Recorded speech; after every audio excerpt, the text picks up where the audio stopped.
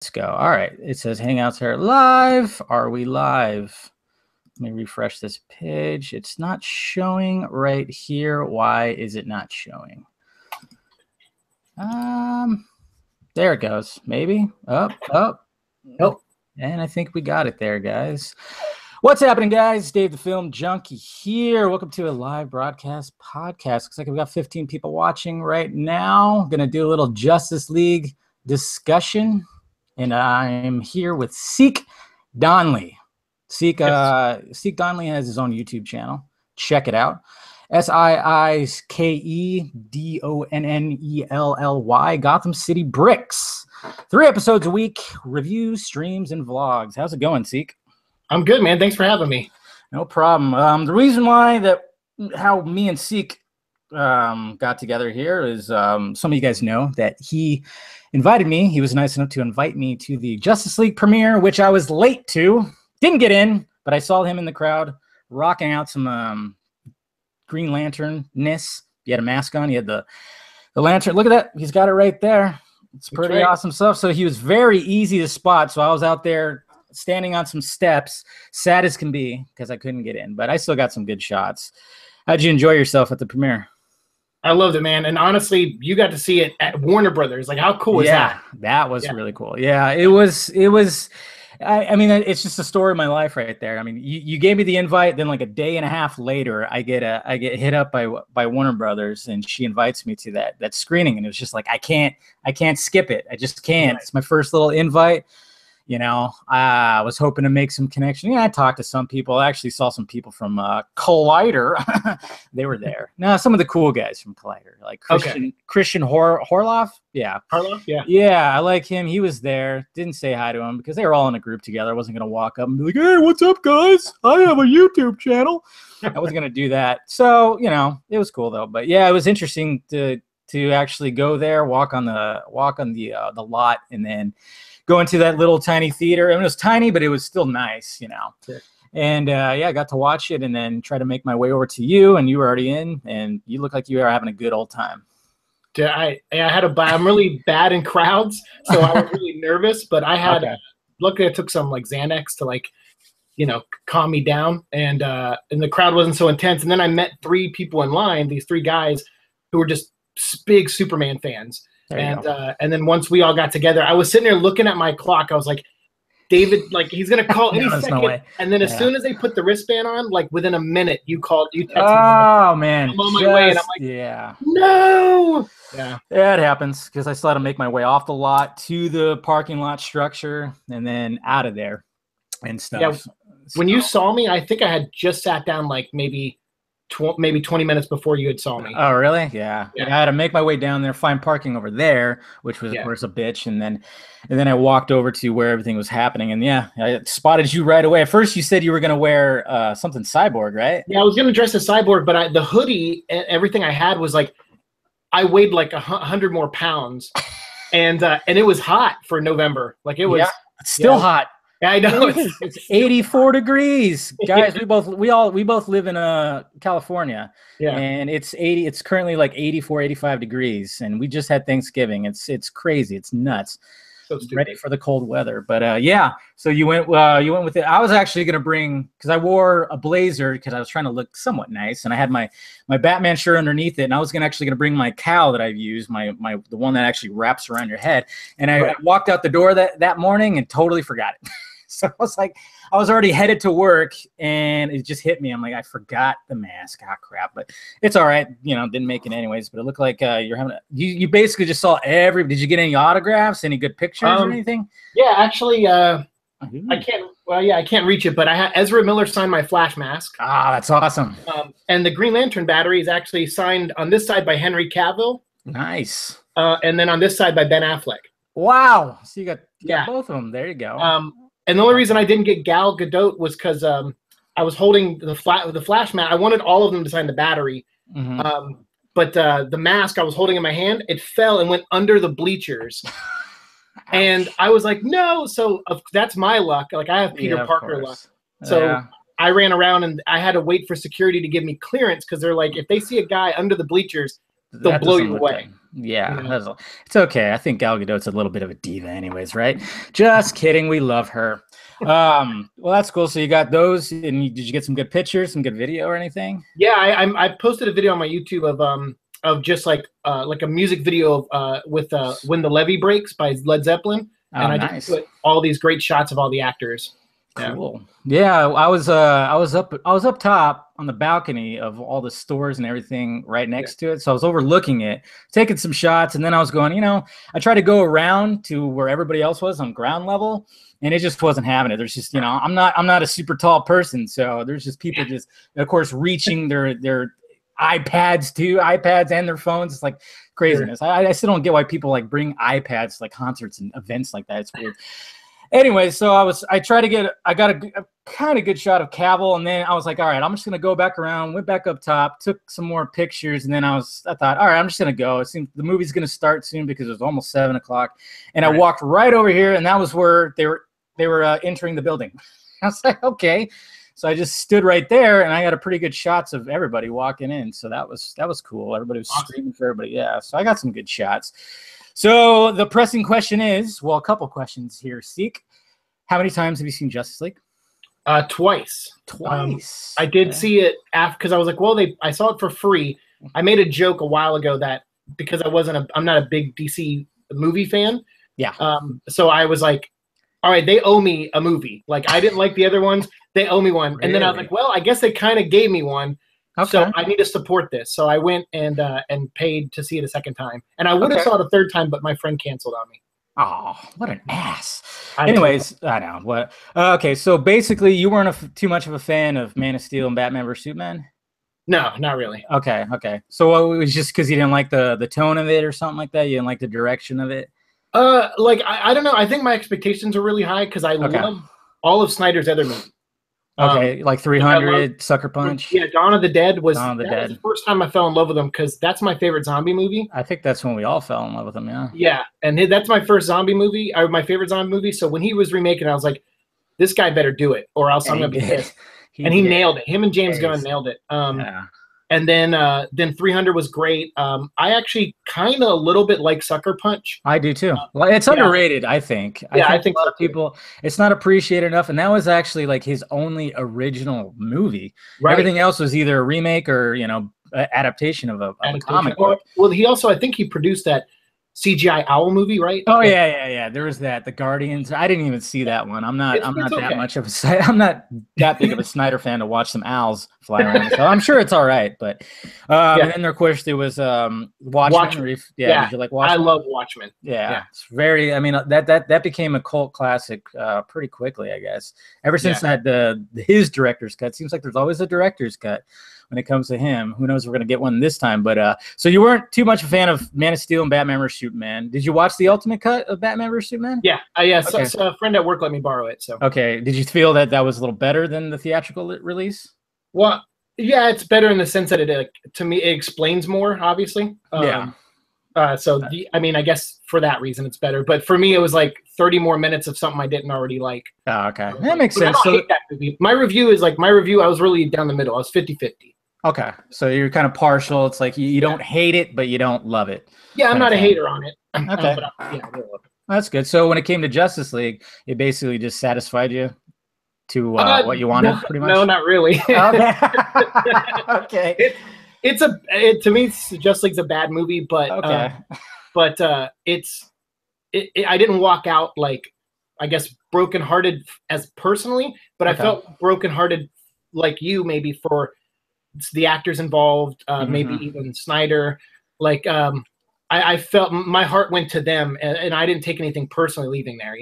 Yeah, I mean, that's pretty much how I felt walking out of that screening. It was just kind of like it was a gut check because I've already explained this before too. It's like with my channel, I've been defending the DCEU and everything, the movies and stuff like that.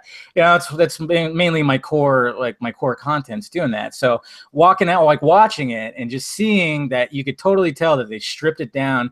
And one of the guys I kind of made friends with, I turned back to him and I even said they really tried to de-Snyder this movie, didn't they? And I mean, it was kind of obvious, for more people. Some people didn't notice it. Some people did. And some people way noticed it and just absolutely loathed the movie. I mean, I still enjoyed it. I mean, when I went back the second time, and this is what I keep on telling people, I went in with the perspective of, it's basically DC Justice League animated film wrapped in flesh. Right. Yeah, that's what it feels like to me, because when you watch those animated movies, I mean, they're only like an hour and 15 minutes. So everything's just boom, boom, boom, boom, boom. They don't need to do really any backstory. It's like, hey, here's the baddie. They're coming together, and then there you go. And that's pretty much what we got in the movie. Would you say? Sure. I would agree that, although I still feel there's more heart maybe sometimes in the Justice League animated stuff, because I love like the moment where Hawkgirl had to kill Solomon Grundy. Like I love the episode where Terry McGinnis, you find out that he's Bruce's son. Like there's so I just watched the other day Martian Manhunter having Christmas with Clark Kent. It's like all of those. I felt like there's real heart in there. And this movie, I felt kind of had a little bit of a heart, but without the soul. Okay. Yeah. I mean, hopefully, if there is a director's cut, maybe they'll flesh out some of that stuff. I mean, because it seems like Cyborg really, like, his scenes were cut out the most. And Snyder always said that he was the heart of the story. So I'm just wondering. I still think in some ways he was for me. I know a lot of your followers don't, and I don't want to get too into like real stuff, but like I have like a long history of health issues. Okay. So and I've been down that dark road. Like all my YouTube videos have self-help, like suicide numbers. Good. People who are hurting out there. And Cyborg had this, like, I'm sure in Snyder's cut it's longer, but he felt like someone who maybe would attempt suicide by how down he was about everything and how he was afraid that he was the next like bringer of the apocalypse, and he was concerned about that. And then at the end, you have that great moment with him and Superman where he says, like, I want to live. Yeah, that was a great moment. Yeah. For me, that I was like, I bet you that moment would hit harder in Snyder's version if that line was still there. Oh, I'm sure. I'm sure it was, because that line was great and it hit me really hard in the chest. Yeah. Then it was, and then it followed up with a lighthearted moment where he couldn't feel his toes. I thought that was great. Him and Superman having a moment right at the end, saving the day. I thought that was pretty great. But yeah, I could totally see that, and and I think that's what they were really wanting to go for with Cyborg, to appeal with people that have gone through horrific events or something like that, maybe disabled. I remember I saw as a monster. I saw a great video on Twitter. Is it's heartwarming. It was just like, this is what it's all about. We can all fight about box office numbers, reviews, and final cuts and director's cuts and everything, but there was this video where this kid, little kid, I'm not sure exactly what was wrong with him, but he's got like the little canes walking around. I forgot what illness that is, and he met Ray Fisher, and he was all shy, and Ray was trying to talk to him, and it was just, he had this big smile on his face, and it was that's what it's really about. When it comes to these characters, when you're trying to make, you want everybody to be happy, but it's when these children who really, really look up to these characters like that because of what they're going through in real life, that's what it's really all about. And I really hope that they do more with Cyborg. I hope that when it comes to the director's cut, we see those scenes, because I've seen a couple of them leaked online. I don't know if you saw them. Did you check those out? I've been watching. Well, I watch your videos. That's okay. That's how I know about this. You better be. Be watching this. No, I know there's quite a few with Cyborg. One in particular that I really want to see is when he's first testing out his flight, like a first flight kind of thing. Right. And I don't know if they were trying to parallel that to Superman in his first flight in Man of Steel. That would be kind of cool, but I do want to see that, because it's just him learning his body. I mean, he's constantly evolving. That's what was kind of cool at the end, when they're showing that montage of everybody while Lois is typing out her new article. You actually see him, get his metal changes, and he's right in front of his dad, and he's got a big smile on his face. That was pretty cool. But I think it just would have hit a little bit more if we just had a little bit more of his backstory. It just seems like they just kind of just chopped a lot of it. I agree, because I like that evolution of where at the end he feels part of a family, a part of a team. Yeah. And they all have big logos on their chest, so he kind of is like, hey, and I need one too. Yeah, he's like, I got one now too. I noticed that too. That it created the C right there. That was pretty awesome. I liked what they did with there. And then, I mean, I even say that to about Flash as well. Right. I mean, obviously he's a loner. He doesn't necessarily understand being friends. I guess having a group of friends. He doesn't really have them. And a lot of people were kind of laughing at the way he was running at the end because it almost looks like he's skiing. But I always put it as I think he's just happy and he's just a big dork. You know, Right. He's a big dork. I mean, it's relevant that he's just a huge dork throughout the whole thing. So when he's running like that, he's just like, I don't know. I think it's almost like a dance. Like he's just really happy that he helped save the world with these groups of amazing people. And, he's just goofy. Just goofy. Well, I dug that. I dug that too. Cause to me, I'm like, well, like I think Grace Randolph or someone pointed that out in her video. And I was like, who cares how he's running? Cause it's not like Barry Allen was a track runner before he became he doesn't know how to run. So if he runs goofy, he runs goofy. He's a nerd. It's fine. I mean, and they could have made it stupid where somebody pointed this out too. It's like, well, they could have made it where it was like Scooby-Doo and like his feet are just moving like this. And then, it was just, I don't know. I found it endearing. And I thought, I mean, obviously when it came to the movie, he was my favorite part of the movie, I think. What was your favorite part? Who was your favorite character? Which one stood out to you the most? Was it Cyborg, Flash? I would say I end up liking Flash because when I first cast his announcement, the actor, I was like, 50-50 on this one. Yeah, a lot of people were. And I still don't understand why Warner Brothers. I mean, this is the third time we've had a Barry Allen, and he's never been blonde. Never been blonde. I don't understand why they don't like a blonde Barry Allen, but I mean, hair color is whatever, as long as I've liked each actor. I mean, I watched the old Flash series with, what's his name, who's in the new Flash series as Henry Allen. I like the new Flash series too. I mean, it could be cheesy at times, but I could separate that.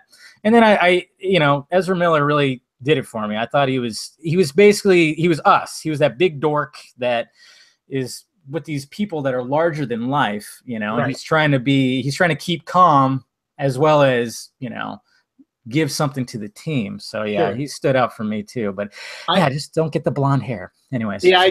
It's fine. I mean, it's as long as I'm like you, if they act like the character, that's all I care about. Yeah. And I thought he did well. I think I was actually Cyborg and Superman were probably my two favorite. I'm really always rooting for Henry Cavill. I'm a huge Superman fan. And even when I walked out of Man of Steel, I had nothing against him, obviously. Yeah. And I was like, this guy has the look. He has the chops for it. I want to just see it really shine. And unfortunately, I think it shined in moments in this movie, but his jaw just looked weird on the scenes where it did shine. And I'm like, I feel bad. Yeah. I can't even imagine how he felt sitting in that theater. Well, the theater that you were in. And with that first shot with the cell phone footage, and that's just where it sticks out the most. I mean, it really does. My heart broke a little because in that room, there were people snickering and laughing. Jesus Christ. Even though he was in the room.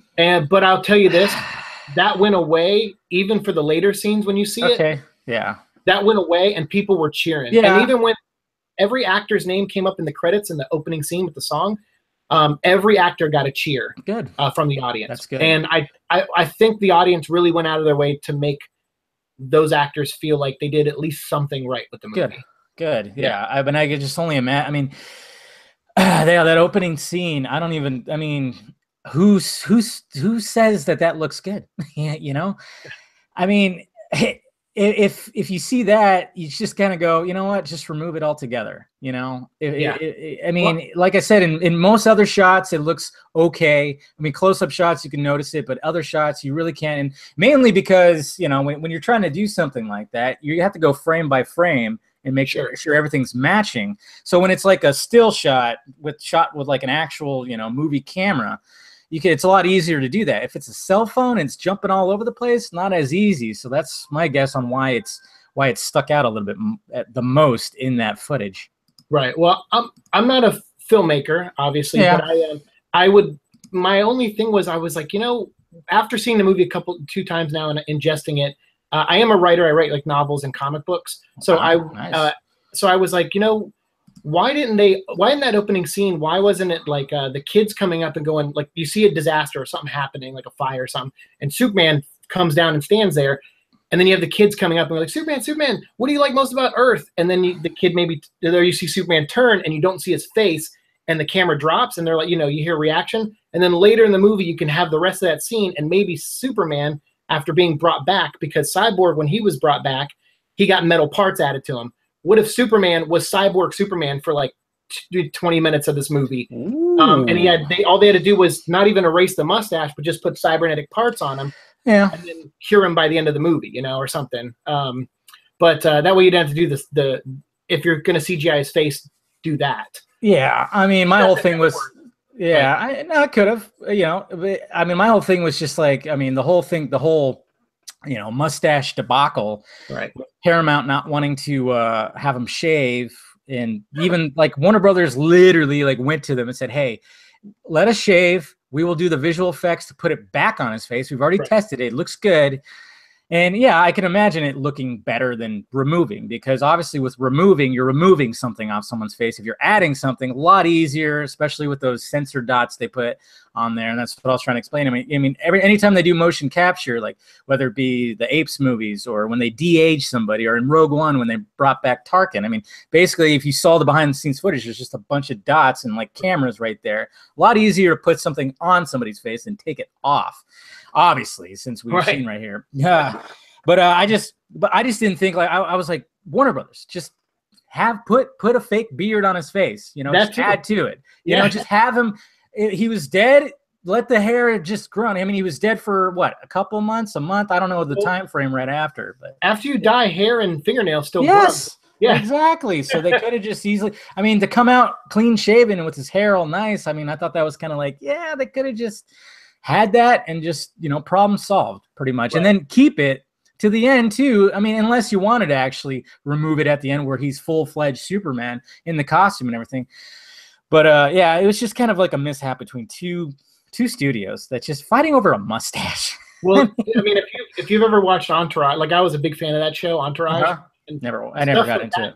That stuff that actor went through in that show where he was like trying to play Aquaman. I heard about that. And they wanted him to look a different way. And it's like, I knew Paramount was going to say no, because they have no stake in what Warner Brothers does. So of course they're going to be like, screw you, our movie's more important to us, and it's like, oh God, but that's why all these scumbags are getting revealed in Hollywood, because a lot of scumbags live out here. That's very true. I mean, a lot of petty people.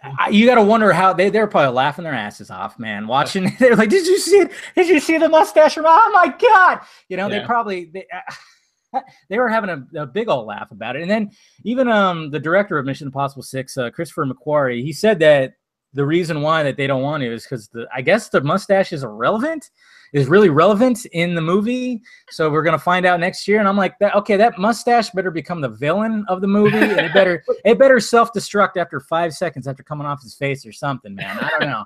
Would it be something come out of it? Yeah, maybe. I don't know. It better be something relevant. I'm going to be really disappointed if the mustache really doesn't play in the Mission Impossible 6. I mean, I'm looking forward to it. I like the Mission Impossible movies, but that was just very shady. Like, and what I didn't understand too is like there was like a 2-month window where there was no production happening because Tom Cruise hurt himself. So why couldn't something happen then? I mean, it doesn't take long to grow that. I mean, I would probably take a week and a half to grow that mustache back. I mean, depending. You could even have him in Mission Impossible. While he's talking to his like right-hand man villain guy saying like, we need to kill Ethan Hunt or whatever, he could have him shave it. Something. I don't know. I mean, I guess we'll see what happens. But other things you enjoyed about the movie, about Justice League? Well, I'll be honest, I didn't enjoy that much, but I did have a good time watching it. And seeing it a second time helped it, because I think I had a little bit more fun the second time. Well, yeah, you go in, you already know what you expect. That's why I went in, kind of going, hey, this is an animated flick, wrapped in flesh. Even though I could still point out that's the bad part about being an editor. You just can tell when there's like, oh yeah, they spliced in new scenes right there. Yeah, look at his hair. His hair's different. I do have Ben Affleck's chubby. I do have a little Easter egg though that most of your fans and you probably don't know about. Oh. The opening scene, the one that Joss wanted to make comedic with Batman. Yeah. So I'm surprised the actor didn't reveal it in his interview, but that actor is actually playing Clue Master. Really? Who is Stephanie Brown, Batgirl's father. Yeah. And I don't know if that was Joss trying to set up a little Easter egg for his movie. But that actor was here in LA going to comic stores and buying comics that feature Clue Master. Because they did that reshot. Wow. They did that scene, back in September, a few months ago. So that's one of the Joss reshot scenes, obviously. Yeah. And they shot it that recent. So he was in the stores, like a couple different stores in LA buying comics.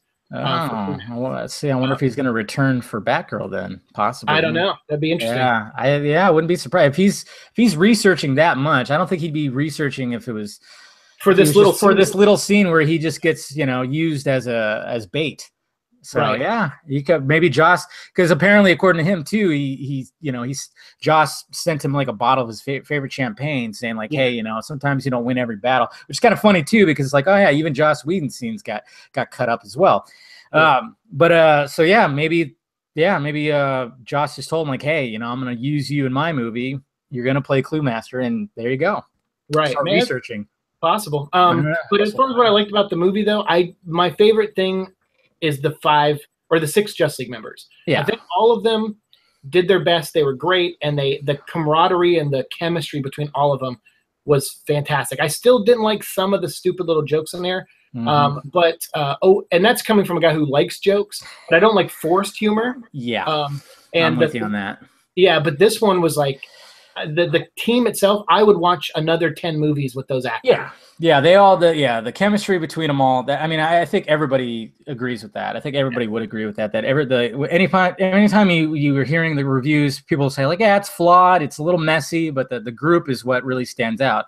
Right. And they did a great job casting. Or Zack Snyder did a good job casting. Yes. Well, you gotta give him props for that. And a lot of the actors always thank him for casting. Sure. He was the final decision maker on all these guys, and he did a good job. A lot of people it seemed like with every casting, except for, I don't even remember. I remember when Henry Cavill was casting Man of Steel. I just remember seeing him going, yeah, he looks like Superman. Yeah, me too. This was before like the whole big boom of just the community and the comic book. Obviously Marvel was already kicking ass, but I think on my very first video, my very first Film Junkie video, I talked about the casting of Henry Cavill as Man of Steel.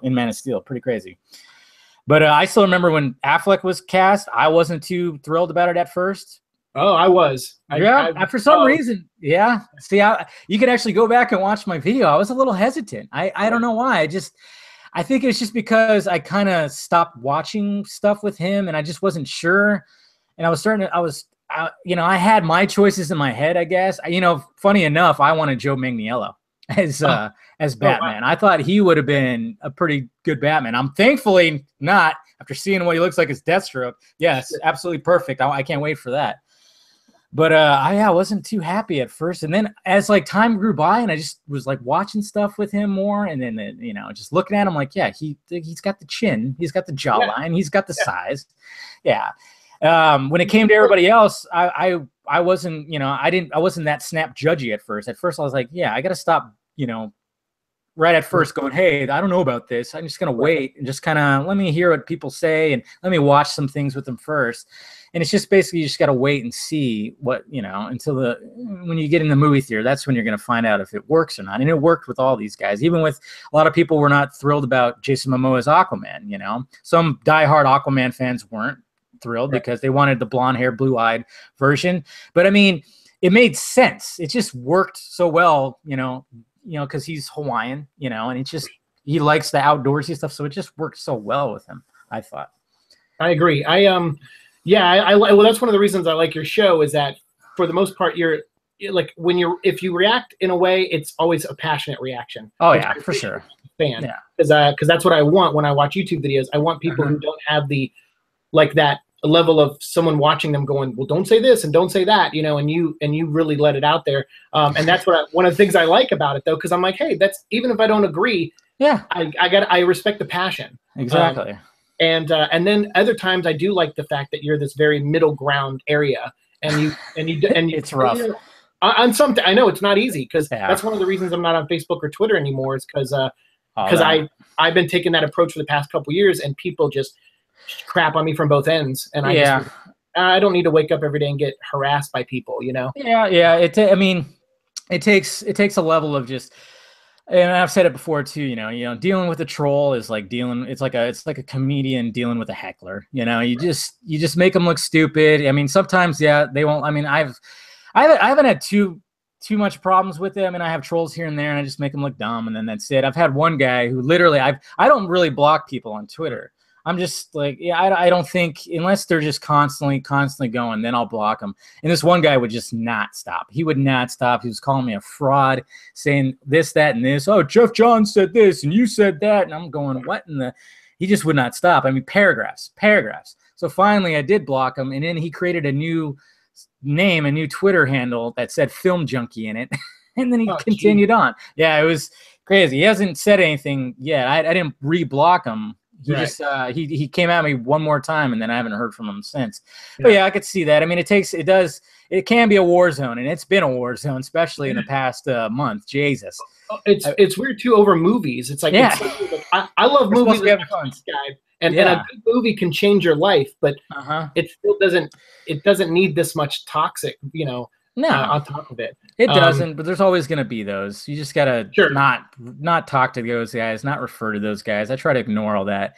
The toxic side. I mean, both sides have toxic, fandom, but absolutely. I try to, with Justice League, it just sucks that now the DC community is now divided. You're right. Yeah. You got the people that absolutely hate it and want Snyder, and they love Snyder so much, and they got the people who are like, "Hey, this is great. No, it doesn't need this. I wanted this, and blah blah blah." And I still try to be in the middle of that too. It's like, yes, I want the Snyder version, but I still enjoyed what I got. I still got a Justice League movie. That's what I wanted. I'll buy 2 DVDs. I don't care. Yeah, exactly. I'm happy to do that. I'll support. I mean, who knows if that Snyder Cut's actually going to happen? I mean, it's going back and forth. I know people think that it exists, and then there's people that say no, it's bullshit. There's no way that Warner Brothers is going to spend that money to try to get it out there because it's unfinished. But who knows? If Warner Brothers is looking at that box office going, you know what? We need a little bit more revenue here, and maybe a Snyder Cut. A lot of people are saying they're going to buy it, so let's do it. But who knows if they're going to risk that? It's all up in the air. It's tough because as someone who's written things in comic form or book form that had it shredded by people who are paying for it to get made. Oh God, this must be brutal. It can be. There's a level, like I think Joss, you just have to detach. Not Joss, but Zack. You just have to detach yourself at a certain point, and it's hard. Yeah. And it's like, I hate to use the analogy because he also lost his child in this, but that's what it feels like too. It's like it's like being in a saw trap. You have to find what limb you're going to live without for the rest of your life. Oh, no. And you have to go, all right, take the leg, in this story. And then the next story, all right, take the arm. And you see the final product and you go, and people react. They go, no, what happened? The first issue, you were setting this up, but by the 4th issue, it became this sugar-coated happy ending. And I'm like, yeah, I didn't write that. Like, and unfortunately, my name has to stay on the book because of contracts, Yeah, and it's tough. So I feel for him in that regard. Yeah, and the fact that he hasn't seen it, I don't think he plans on even ever watching it. Yeah, I mean, I think Edgar Wright said it best about Ant-Man, because when he was promoting Baby Driver, somebody asked him if he's seen Ant-Man, and his response was like, no, I'm not going to see it. That'd be like watching an ex-girlfriend have sex with their new boyfriend. I'm like, that's perfect. That's perfect. That's exactly what it is. And in Zach's case, it's like watching your girlfriend cheat with somebody else. Right. It's not just like a new boyfriend. It's he got cheated on. Right. That's the thing, because his name is still says a Zack Snyder film, still says directed by Zack Snyder, and it's just like, good God, man. And I can only imagine. And what sucks too is like Deborah, his wife, was there at the premiere, but he wasn't. And I'm just wondering what she thinks about all this. I think their thoughts are probably, well, unfortunately, this is the nature of the business, and this time it just didn't go our way. And hopefully, future projects they work on, they can take what they didn't like about this experience and apply it and get around the studio better, or whatever. So I hope it just means the next few projects they do are just that much more amazing. Well, I mean, they're supposed to be producing. Well, what I heard, who knows if it's all true, but I mean, I know they're supposed to be producing and helping write Wonder Woman 2. I don't know if that's going to stick after all this.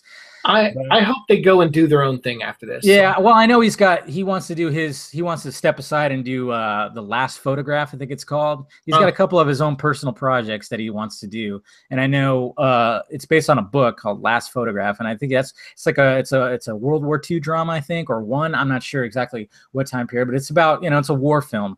And I'm like, bring it. Zack Snyder war film, I'll watch that any day. So I know he's going to step aside and do that. I do not think he's going to come back for Justice League 2 like originally planned. It doesn't seem like that's going to be the case. Who knows if there's even going to be a Justice League 2 now, with the box office. I still think Flashpoint should be Justice League 2. I don't know what you feel about that. Yeah. Yeah. Because it'd just be something different as opposed to just like, oh yeah, here comes Darkseid with another invasion. Right. Let's have something within the group. Flashpoint has time travel. You have an alternate reality where Justice League members are fighting with each other and people are different. I mean, it would just be something unique because, I love the Avengers movie. It was great. The first Avengers movie was great. Then you got the second one, Joss tried to do different things, but essentially it was just another, it's the group's fighting a bunch of robots this time. Right. It's still an invasion kind of thing.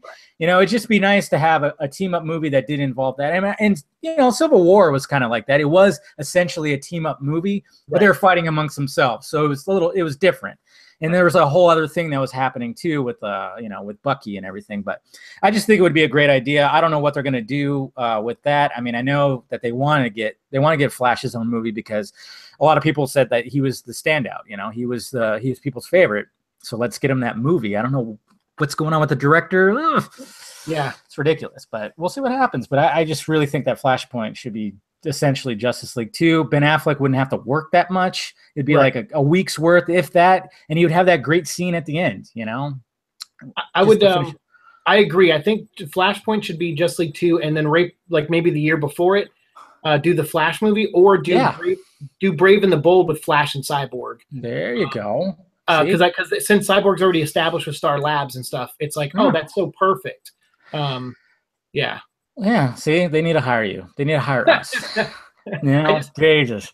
They hire us both. Yeah, exactly. I mean, I always say that too. Like, I'll be talking, with what they should have done with certain things, and then I start talking with somebody like you or something, and we're just going back with ideas, and it's going, God. Yeah. They just need to have like an open discussion and just people throw their ideas and then they just take a few of them and put it into a script. I don't know. They need to. That's of course that's all just fantasy and stuff like that. But every time if we did that and had this conversation in a room, someone would hear Brave and the Bold and go, "Well, we can't call that because everyone will think of Young and the Restless." Yeah, of course.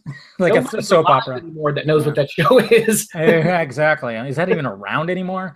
I think there's only like 2 soap operas around now. I don't understand how they can keep on making those stories and soap operas because I remember a long time ago when my mom would watch them and I'd watch them with her. I mean, they were just the stupidest stories. Didn't make any sense, and I don't know how they continue if they're still around. It's same way comic books do. They just I guess so. Yeah. Because it is pretty nuts. Because I was a comic book collector, and then going through high school and stuff like that, and then into my 20s, I didn't really collect them. I would collect like the big graphic novels, but I wouldn't collect issue by issue.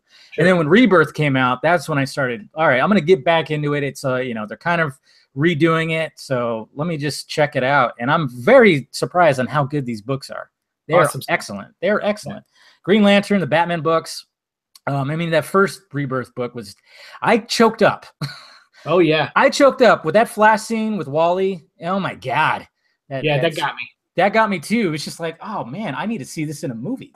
I mean, it's right there. It's right there, Warner Brothers, right there. You got these talented people, and I would love to see. Have you been reading Batman All-Star?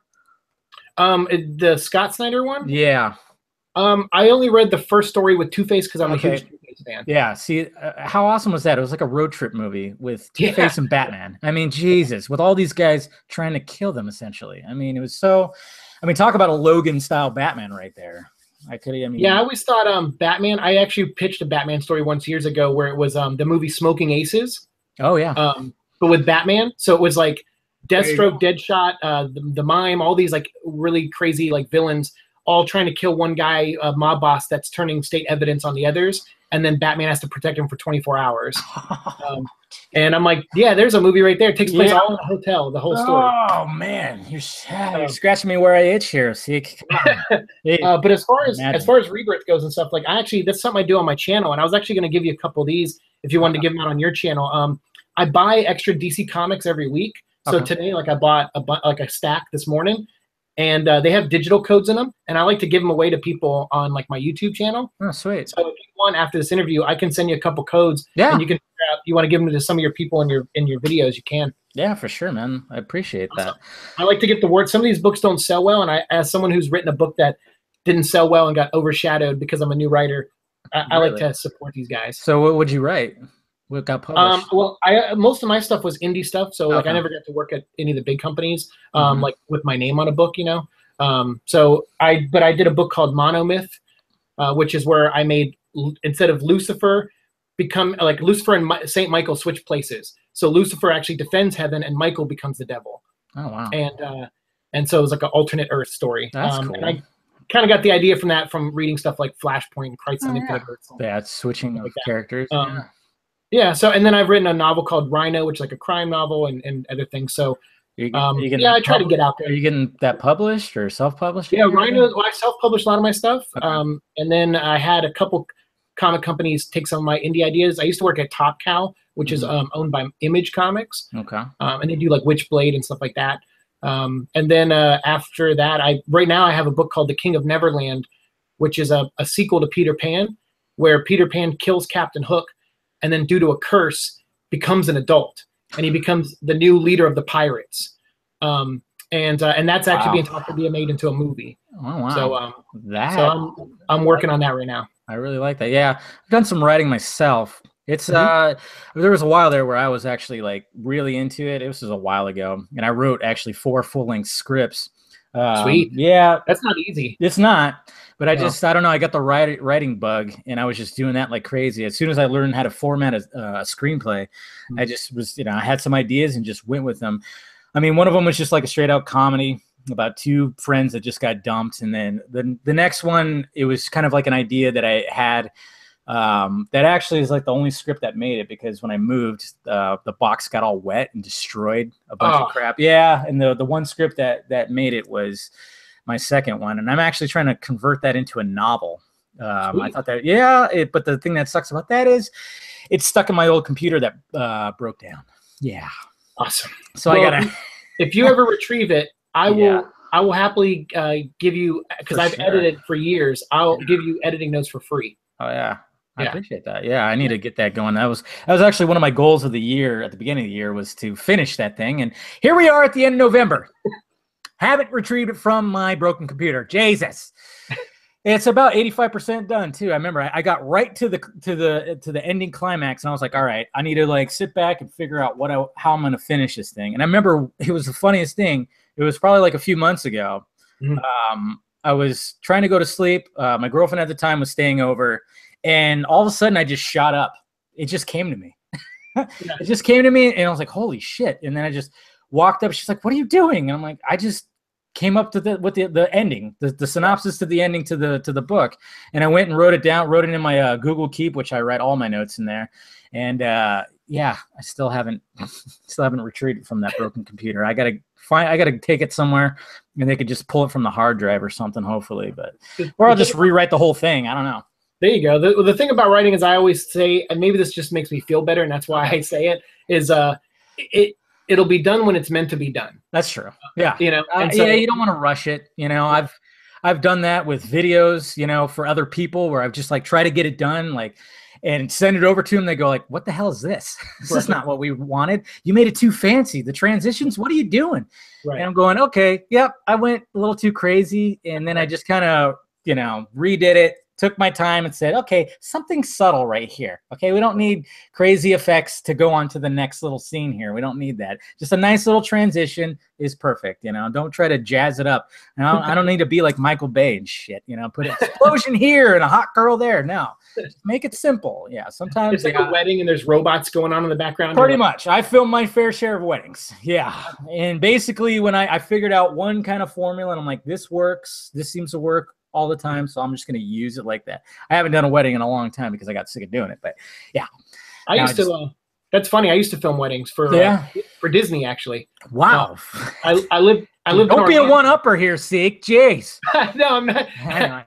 I used to live in Orlando, and they had a wedding pavilion there, and so they hired this outside company to work for them. So I had to wear in the summer a tux, and I had to go and shoot these weddings. And I think I did that for about a year before I was ready to kill myself. Yeah, it gets grueling. It's the same stuff over and over and over again. I actually, the last wedding I did, was it the last one? No, the 2 weddings ago I did. I was basically in the room where where the bride and the bridesmaids were getting ready, and I thought a fight was going to happen. Oh, jeez. Oh, yeah, I was pressed up against the wall holding my camera going, "Ooh, I'm about to capture something really awesome here," I think. Because they were just going at it. And it was always like that. It was always like that. You go over to the groom and the groomsmen, they're already ready. They're taking shots. They're having fun. You go over to the bride and the bridesmaids, they're about to rip each other's eyeballs out. It's funny. It's funny how that is. But anyways, let's get to some questions here since I put it out there and everything. Let's see. Let's look at my little hashtag here. The film. Do you want to pick your 3 favorite questions, and I'll send you the 3 codes after this stream? Okay. You can give it to those people. Yeah, we could do that. Let's see which ones are the good questions here. Let me get this up. All right, let's see. Let's just go in order here now. Nasir, I can never say your name right, dude. Nasir, that's all I'm going to say.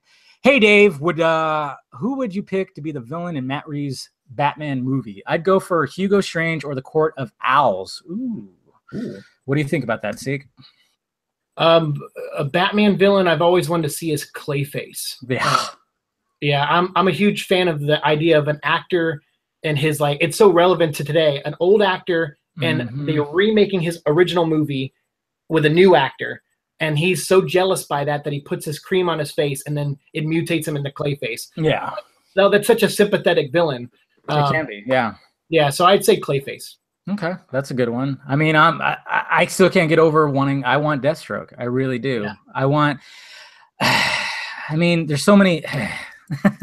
I mean, ever since that they announced Deathstroke, I've always been like, yes, just have that. When you watch, when you've gone back and seen them, fight each other in the books, and then when you've seen like in the Arkham games and everything, I mean, people were posting that last night because of Joe Manganiello revealing that full-on shot. People were posting all that, and he's just so, I mean, he's so intimidating. I mean, he's the strength that he has to go up against Batman, especially if our Batman is, mid-40s, almost 50 years old. I mean, to take on a villain like that. I mean, obviously, I always want him to take on the Joker, and I want to see the new version. But I think just Deathstroke all the way, and I hope Reeves does it. But I'm sure whatever he chooses is going to be, I mean, the Court of Owls would be interesting too. If you have a little bit of that in there as well, that'd be kind of sweet too. So, let's see, David C. Which film do you think is more socially relevant today, Watchmen or Batman vs. Superman? Well, I mean, the Watchmen was more of, I mean, it had a lot to do with, the doomsday clock kind of thing. And, given our president is kind of not making friends with people, especially that one guy who's got an itchy trigger finger. I mean, I guess you could say something with that. But, I mean, Batman vs. Superman, a lot of people look at Superman's journey, they kind of look at it as like, half the people love him, half the people hate him. There's a bit of xenophobia, I guess you could say, in there too. So I think a lot of people, especially there was an article that talks about that's been floating around the little community that talks about the immigrant story of Superman. So I think a lot of people would say that that's more relevant today. But what do you think? Watchmen for me, hands down. Yeah. I think every generation Watchmen's relevant for. Oh yeah. I just made a whole video, actually. I put it up yesterday on Watchmen, and like how when I was a teenager I connected with Rorschach, and as early 20s I connected with Night Owl, and then as my late 20s I connected with Ozymandias, and then now because I feel so disconnected and health-wise I seem separated from people, I'm very Dr. Manhattan-y. Okay. So, and I can't wait to see who I'm going to connect with in 5 years from now. So and the idea of building things around a great lie, and then how everyone's looking for a truth. I think if you read Doomsday Clock, which just came out, and I gotta get it. Watchmen will always be a relevant storyline, I think, to the world.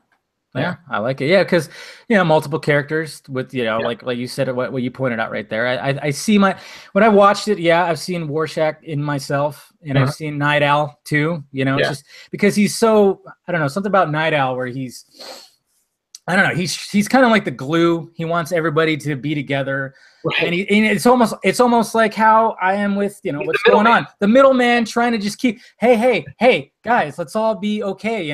Like when it was before Justice League came out, when Danny Elfman got hired on, people hated that, and I'm like, well, it's not going to be that bad, guys. It's Danny Elfman, and then after we hear, So I see myself a lot in Night Owl. So yeah, I could totally see what you're saying. I like that. Let's see. Sidharth HD asked, will we see Batfleck again? Will Warner Brothers release? Okay, he's asking a couple questions here. Okay. Will we see Batfleck again? What do you think, Siike?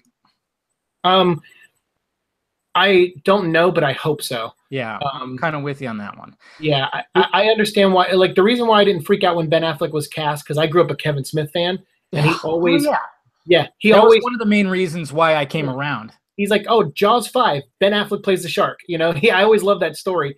So. For me, when I got to meet him in person, he signed my lantern. I said, please play Batman for me one more time.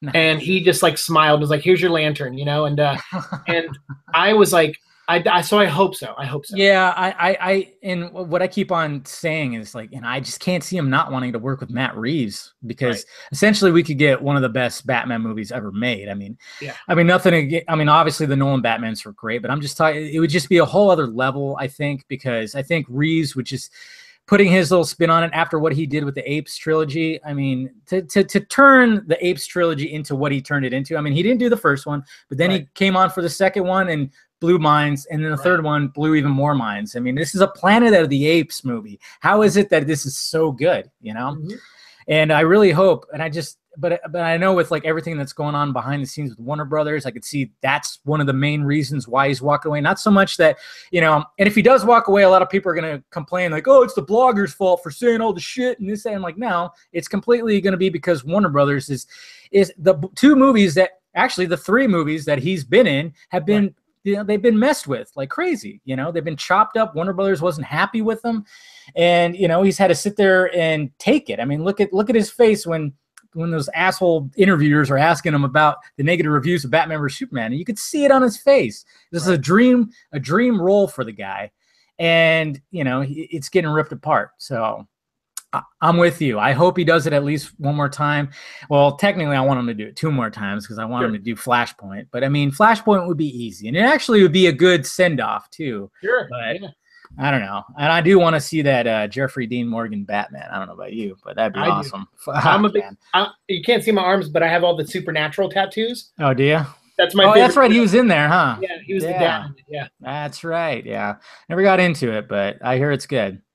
He also asked, will Warner Brothers release the original Zack Snyder cut? That's pretty much up in the air. I mean, the petition out there, I think the last time I checked, it was 120,000 signatures.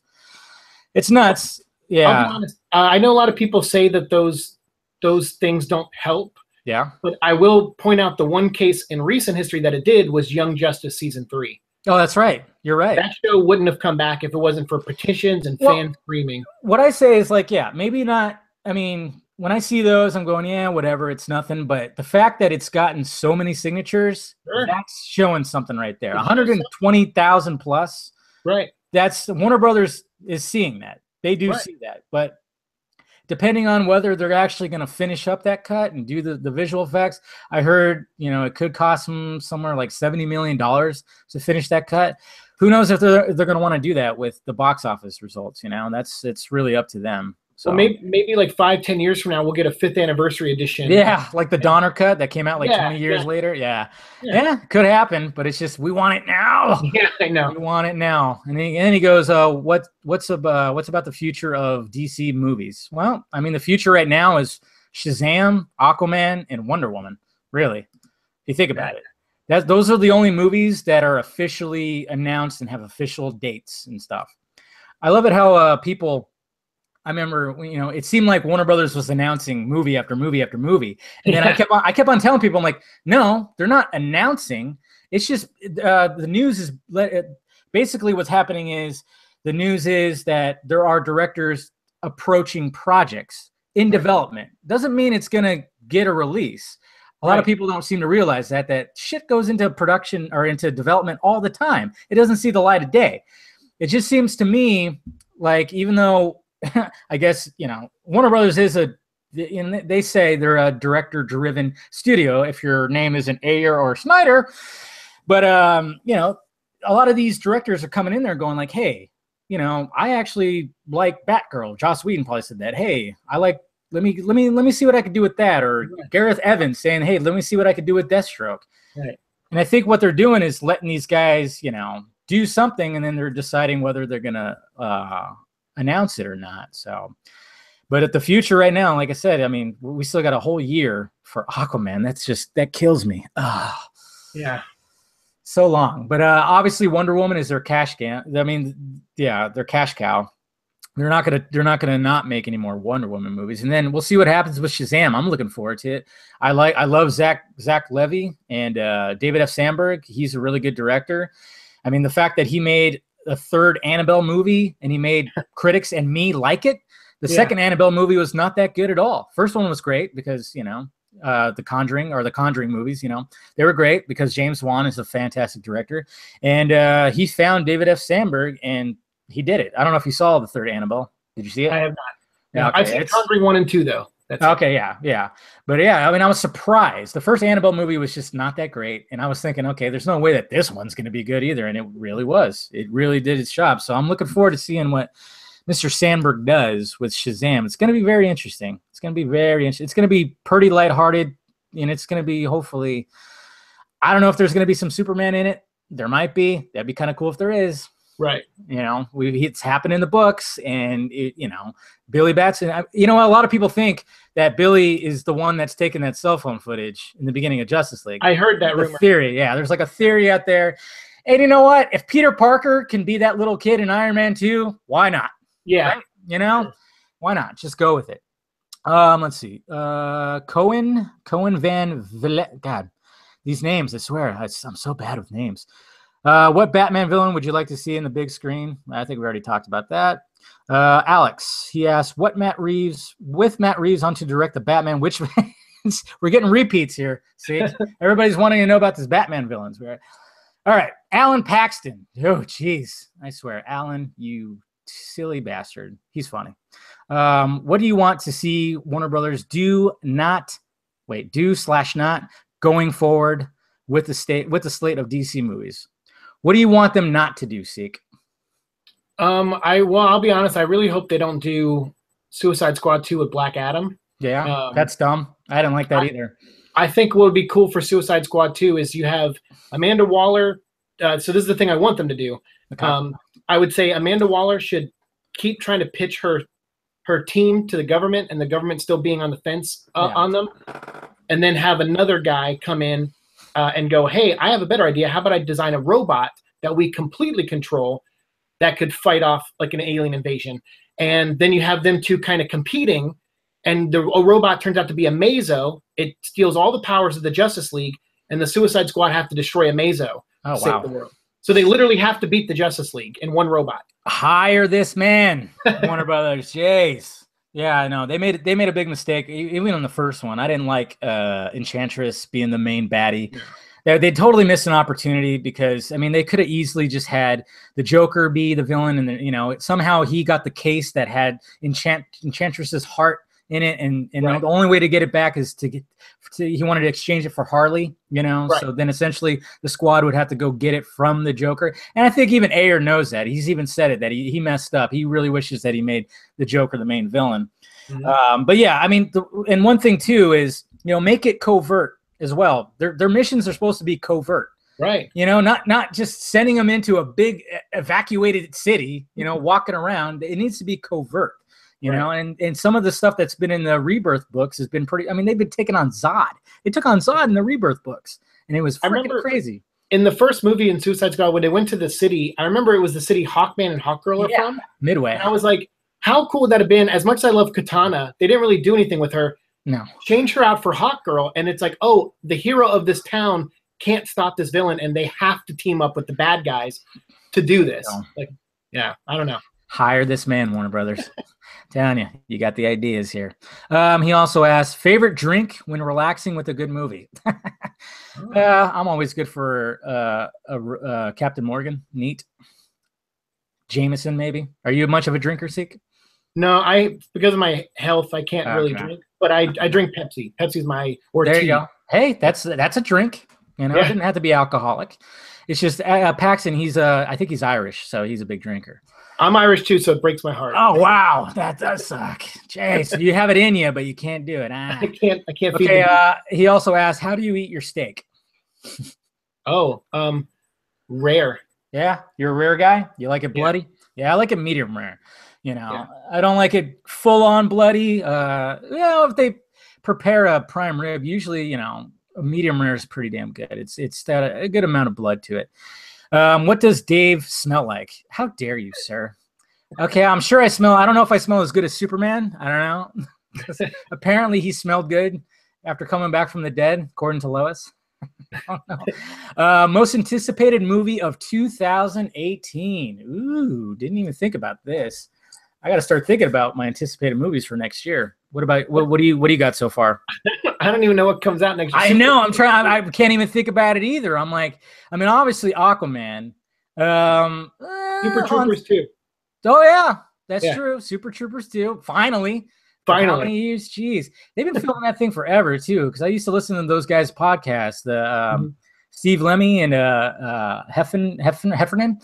Yeah, I saw them live too. By the way, those guys are hilarious. I saw them live at the Ice House in Pasadena. Freaking hilarious. But yeah, they've been filming that for a while. I guess it just took a bit just to get it all situated to get released and everything.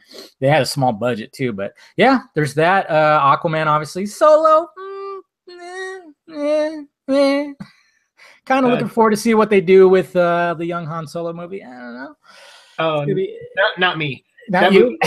The minute they announced it, I was like, I'm a Star Wars fan, but I was like, why? Why? Yeah, it's not needed. It really isn't. But I will still check it out. It's probably going to be. It might be Lucasfilm's first miss. It really might be. Because I know a lot of people are not really happy about it. And, with their drama that's happening behind the scenes, you almost kind of just go, just do this. Sure. But, they're committed. They're pot committed, so they have to do it. I actually have an X-Men tattoo, so I would say New Mutants. I'm interested. Oh yeah, that looks really good. And of course, Deadpool too. I'm looking forward to that with Cable and all the new characters. But New Mutants, man, I'm telling you, Fox Marvel, they finally said, you know what? We're not going to do it like this. Let's go over here and do it like this. Nobody else is doing this, And when Deadpool was such a hit, being R-rated and being self-aware and just something different, and then to immediately, they of course had X-Men Apocalypse, which was it wasn't all that great. It wasn't as good as Days of Future Past for sure.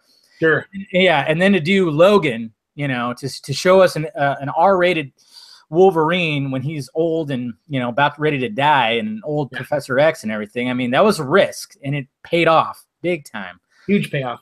Yeah, so I think with New Mutants, the way that it looks like a goddamn horror movie, Jesus, that thing looks really intense. So I'm liking the direction that they're doing. So yeah, I think that's that's up there too. But right now I'm just like kind of blanking on what else is coming out. Infinity War, looking forward to that. Black Panther as well. Yeah. Infinity War, that's going to be interesting. A lot of people are saying that, the Justice League movies were, Justice League and other DC movies were CGI, like a CGI fest. I can't even imagine what Infinity War is going to be like, especially from what I heard. I'm like, it's going to be an actual cartoon. Yeah, it pretty much is. Hopefully it works out. Thor Ragnarok was good, and it was just a lot of CGI. I haven't seen it. Yeah. You haven't seen it? Or you decided not to check it out? I actually don't like going to the movies. Oh, okay. Because it's just too many people for me. Okay, so you're it's understandable. I just watch when it comes out. I'll watch it on home video. Yeah. Yeah, I'm one of those where I'm like, I don't mind going to the movies by myself. I'm like, it just gives me time to relax. I turn my phone off when the movie starts, and I'm like disconnected. Kind of like it. All right, well, that seems to be the most of the questions right there with the hashtag. Feel free to ask some questions right now, guys, in the chat, in the live chat. Go for it. Look at you, Paxton. He's in there. Alan, he's in there. I see you, buddy. Enemy of the state. But I don't know. Which questions do you think were the best ones right there? So we can hand out some of those digital. Well, I guess definitely the best question is the guy who asked about Batman, because that got asked 4 times. So that's very true. So Nasir. So how about, who asked the Batman question? The first one. Nasir did. Nasir. Yeah, he wanted Hugo Strange or Court of Owls, which you know what, Hugo Strange in the DCEU would be pretty awesome too. But he would have to have another villain with him. He couldn't just be the villain. He would have to have somebody, you know, and then to have a Batman movie that's taking place in like Arkham Asylum or something like that. Can you imagine like you ever seen the movie The Raid? Yeah, oh yeah. Yeah, can you imagine like a Raid style Batman movie in Arkham? Oh, yes. Yeah. Yeah. Yes. I just watched it last night too, because after the Joe Manganiello thing and the fact that Gareth Edwards might be doing that movie, I was like, you know what? I'm going to watch The Raid again. That movie's just so fantastic. So, yeah. I'm real quick. I'm sending you a text of the website that Nasir has to go to. Okay. And then if you want to private message him, I'll text you the code for issue 14 of Batman Beyond. Okay. Cool. Yeah, we'll get that sent over to him. Yeah, I'll so just send him the link, and then you'll send me the whatchamacallit? Yeah, I'll send you the code. Okay, cool. And I mean, what else here? I think David C asking which movie is socially relevant today, Watchmen or BBS? That was a great question. That was a great question. So we'll send David C Datruff02. We'll send him one too. All right, let's see what books I got. I'll give him the new issue 14 of Teen Titans: The Return of Kid Flash. There you go. And then let's see. Is there a lady in the chat? I have an issue of Batgirl too. Oh, is there a lady, or is there just guys that like Batgirl? Or a guy that likes Batgirl, yeah. Yeah. Anybody? Who wants a Batgirl? Say it right now. First one that says they want the Batgirl code gets it. Come on. Don't be shy. Don't be shy, guys. Come on. They're being shy. Or there's just a little bit of a lag, that's all. Up. We got Celia. Or Clelia. Yeah, right there. Well, hit me up on Twitter. Somebody hit me up on Twitter if you want this Batgirl code.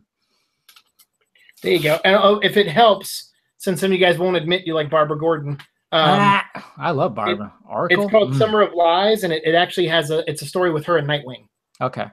All right, so the first person who hits me up, because a lot of people in the little chat right here are hitting me up saying me, and there are some ladies in here, so hit me up on Twitter.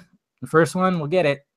I'll private message you the codes. Anyways, well, this was fun. Siike, let's do this again for sure, man. Thank you for having me. Yeah, no problem, man. And like I said, you can find his YouTube channel. Just seek out his name. See what I did there? I'm so ridiculous. But Gotham City Bricks. Yeah, that's right. He works for Lego. What do you do at Lego before we I work in sales. Okay. But it's been pretty cool because I've made connections with like people at Warner Brothers in DC. Because they do like DC Lego direct video movies. Yeah. And I got to go to some of those premieres and do interviews with the actors and stuff. That's awesome. And then actually behind me, this big thing is going to be my next YouTube video. It's Joker Manor from the Lego Batman movie. Oh yeah, that's awesome. It just came out yesterday, and it's over 3,500 pieces, and I'm going to make a video where I build it. That's pretty awesome. I like that. So there you go. Find his YouTube channel. Just type in Gotham City Bricks or his name, Siike Donnelly. And yeah, man, I appreciate you inviting me to the premiere. Sorry I couldn't I'll catch you on Aquaman. Yeah, there you go, right? Yeah. Or, you know, if you get any other Warner Brothers premieres, hey, feel free. You know, anytime. Yeah, I'll be there right there with you, man. All right. Appreciate it, you guys watching, and this will wrap it up for this episode of the Film Junket Podcast. So talk to you guys later.